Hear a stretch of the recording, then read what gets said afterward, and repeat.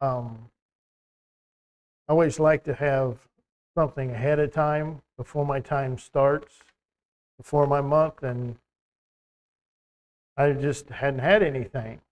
So I was just praying, and the Lord said, go to Ruth. Okay, so this is what we're going to do. I've read through it a few times. I got a few notes. See what happens. Uh, so I'm going to apologize for the names already. I've tried. Gina's been working with me a little bit, so maybe I'll get them close. Ruth chapter 1, starting in verse 1. Now it came to pass in the days when the judges ruled that there was famine in the land, and a certain man of Bethlehem, Judah, went and sojourned in the country of Moab, he, his wife, and his 2 sons. And the name of the man was Elimelech, and the name of his wife was Naomi, and the name of the 2 sons were Mahlon and Kilshon. Ephraim, or Elimelech of Bethlehem, Judah, and they came to the country of Moab and journeyed there. We're going to stop right there. Here in verse 1, I've read through this a few times, and this really got me, or jumped out at me here in verse 1. And it came to pass in the days when the judges ruled. So I thought about this. Kind of neat where Ruth, the book of Ruth is put, is right after the chapter of the Judges. I thought that was kind of neat. So this happened during the Judges. And I've just recently went through the book of Judges here a few months ago. And if you haven't read it, you need to read it. They had judges that were good. They were always up and down. Somebody was always ruling over them because one reason they weren't following what God said, so they were put into captivity. But you read on down in verse 1, and there was famine in the land. Why was there famine in the land of Israel? If you go to, hold your place there, we'll be back. Leviticus chapter 26.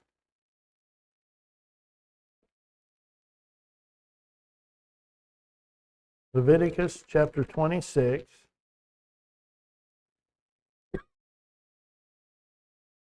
We'll start in verse 1. Ye shall make you no idols, nor graven images, neither rear up a standing image, neither shall ye set up any image of stone in your land to bow down unto it, for I am the Lord your God. Ye shall keep my statutes, I am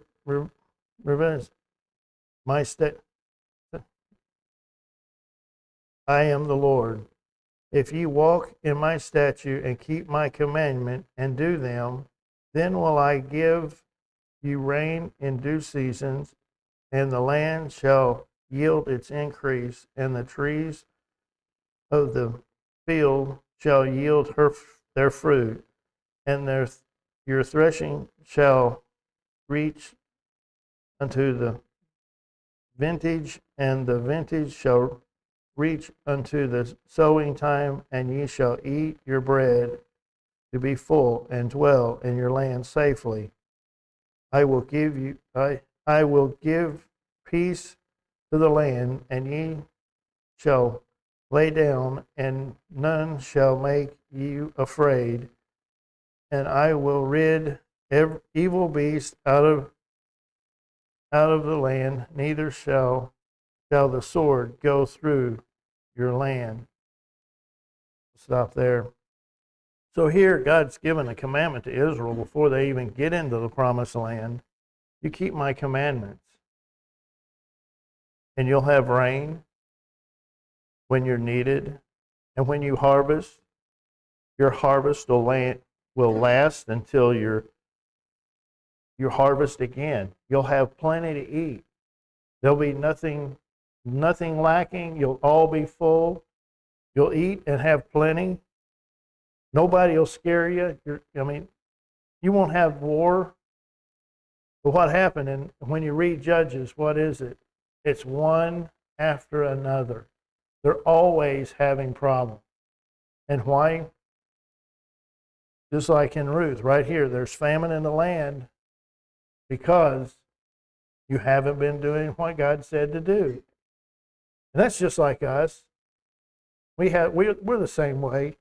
I can't. I hope you guys are with me. I look at Israel and I think, why didn't they do this? Why didn't they do this? They had the law. They had the history of where they came from, the creation. We have the whole Bible. And what's our excuse? We have famine just because we're not where we're supposed to be. It may be different than just having enough to eat. But we'll continue here. Ruth. We'll go to verse number 3. And Elimelech, Naomi's husband, died, and she was left of her 2 sons. And they took them wives of the women of Moab. The name of the one was Orpah, and the name of the other was other Ruth, and they dwelt there about 10 years. And Moa and Hilshon died, as also both of them, and the woman was left of her 2 sons and her husband. Then she arose with her daughter-in-laws, and she might return unto the country, from the country of Moab, where she had heard in the country of Moab how the Lord had visited his people and gave them bread. Wherefore she went forth out of the place where she was, and her 2 daughters-in-law with her, and they went on the way to return to the land of Israel. And Naomi said to her 2 daughter-in-laws, Go, return to your mother's house, and the Lord deal kindly with you. And ye have dwelt with the dead and with me. And the Lord grant you that ye may find rest, each of you in your house in the house of your husband. Then kissed them, and they lifted up their voice and wept. And they said unto her, Surely we will return unto thee, unto thy people. Here, Naomi has lost her husband, her sons. Her 2 sons had taken wives of the Moabite women, and that's one of the other things that God said don't do. Real quick, if you turn to Deuteronomy chapter 7.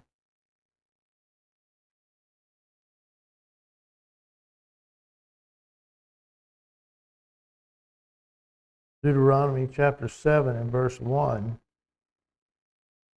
Then the Lord thy God shall bring thee into the land wherewith thou goest to possess it, and hath cast out many nations before thee, the Hittites, the Jebusites, the Amorites, Canaanites, the Perizzites, the Hivites, the Jebusites, 7 nations greater than thou, and the Lord God shall deliver them before thee.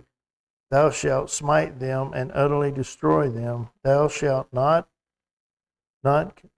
convert with them, nor shall show mercy unto them, neither shall they make marriages with them.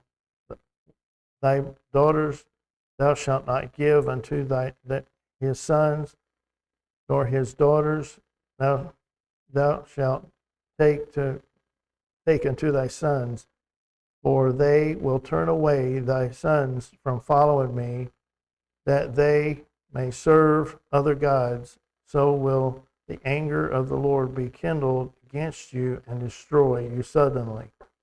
So here, the two boys have gotten wives in the Moabi's country, and they knew better. Well, it's kind of hard when you're there. You'd had to go back home to get a wife. But you think about what Abraham did for Isaac. He sent somebody home. Go back and he got Rachel. And kind of what happened to Jacob, Abraham, kind of have to get them in order. Jacob went back and got from his family. But you read on, as we read on, you'll find, get ahead of myself, but when you follow God and do what he says, that may be why these two sons died, because they didn't follow what God said.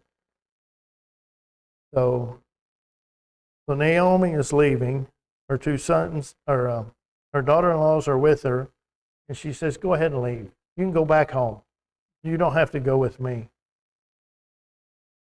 And verse 11, and Naomi said, turn again, my daughters. Why ye go with me? Are there yet any more sons in my womb, that they may be your husbands? Turn again, my daughters, go your way, for I am too old to have a husband.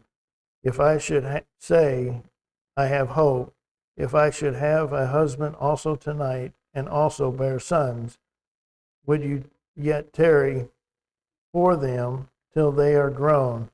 Would ye stay for them, for having husbands?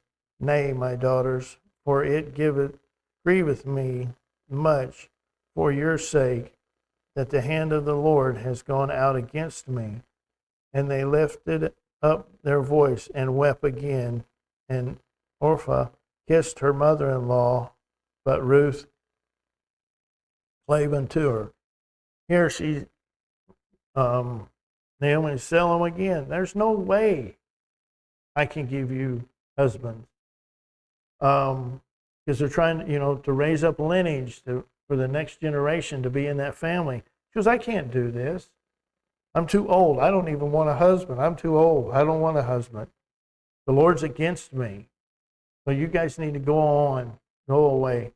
Or go back to your home, not just go away.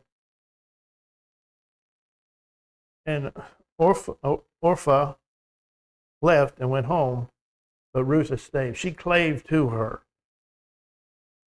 And in verse 15, and she said, behold, what thy sister-in-law is gone back into her people and unto her gods. Return thou after thy sister-in-law. And Ruth said, entreat me not to leave thee, nor return from following after thee. For whither thou goest, I will go. Where thou lodgest, I will lodge. Thy people shall be my people, and thy God my God.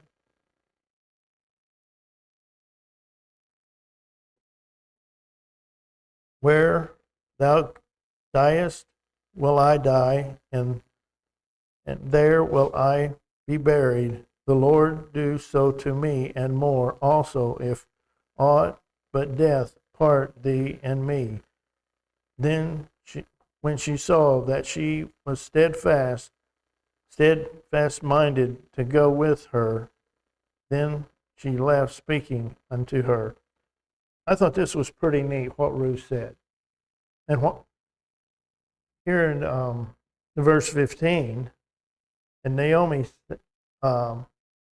said, your sister-in-law went back to her people and unto her gods. And I think I thought of how Naomi was a witness where she was in Moab and where Lot was in Sodom. I kind of compared them a little bit. That Lot, he left because God destroyed the city, destroyed everything, and only took out his 2 daughters when it was all said and done. But when Ruth went out, God had taken her husband and 2 sons, and when she left, Ruth said, I'm going with you. She had something. She followed Naomi, I believe, because of the witness she was to Ruth. She seen that she was following God. Because as Ruth was speaking, she said, your people will be my people. Your God, my God.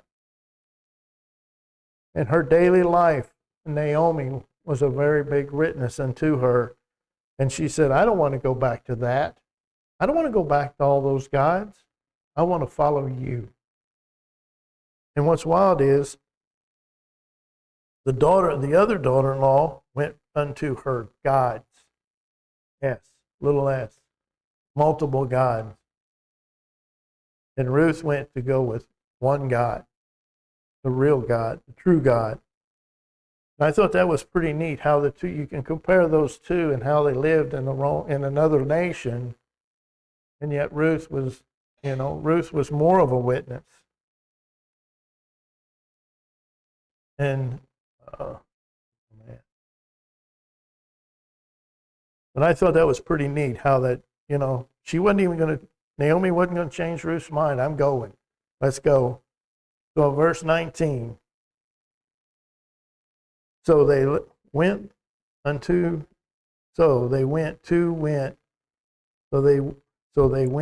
until they came to Bethlehem, and it came to pass when they were come to Bethlehem that the city was moved about them, and they said, is this Naomi? And she said unto them, call me not Naomi, call me Mara, for the mighty Almighty hath dwelt bitterly with me. I went out full, and the Lord hath brought me home again empty. Why then call me Naomi, seeing the Lord has testified against me, and the Almighty has afflicted me? And Naomi returned, and Ruth the Moabitish, her daughter-in-law, with her, which returned out of the country of Moab, and they came to Bethlehem in the beginning of the barley harvest. I think it's kind of neat here that Naomi's like, I'm not who I was when I left. She didn't know the rest of the story like we do. I think it's neat. She went out. She followed her husband. He did what he said to do. But she came back. She came back with Ruth. And it was neat. They recognized her. So they were gone over 10 years.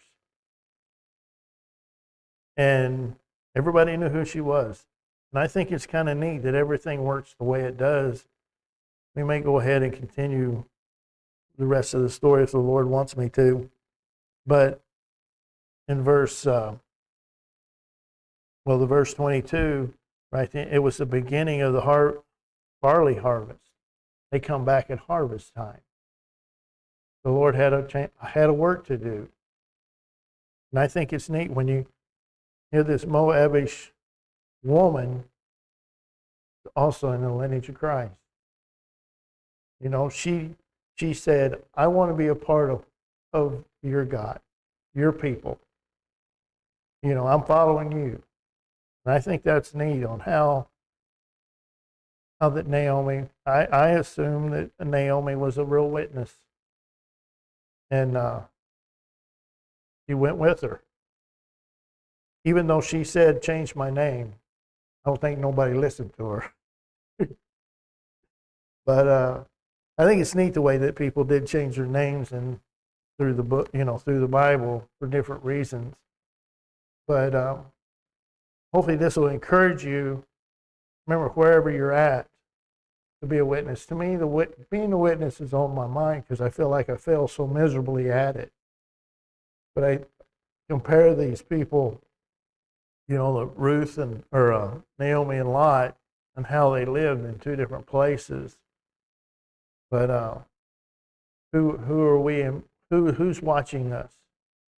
And Ruth was watching Naomi and wanted what she had, and she knew she had something, just like Rahab. Think about what she said whenever the spies came. She goes, when I heard, my heart melted. I think that's neat. God touched them. Because that's the only way it can be. Just like the lost. God got to touch us. Why, me doing these Sunday school lessons for a month, and, I didn't want to do this. But I've enjoyed it because I've got in it, studied, put my mind where it ought to be a lot more. And that's what I like about it. It's changed my thinking, and I need a lot of help there. But we'll see if the Lord wants me to go on or if he gives me something else for next Sunday. But we'll be dismissed with a word of prayer. Dear Heavenly Father, thank you for this day, and thank you for the many blessings you've given us. And Lord, just bless the rest of the service, and give Dad the word that you want us to hear, and give us ears to hear it, and open our eyes, our hearts, and our minds to it, that we'll be a better witness and walk a closer walk with you. Bless the many on our prayer requests, the ones that aren't here for whatever reason, ones that's lost loved ones you'll comfort in their time of need, and Lord, just bless the many on our prayer requests, and especially the many lost that's in our family and our friends. Bless this church to be the outreach that you want it to be, the lighthouse in the community you want it to be. And Lord, just forgive us of our many sins and our shortcomings.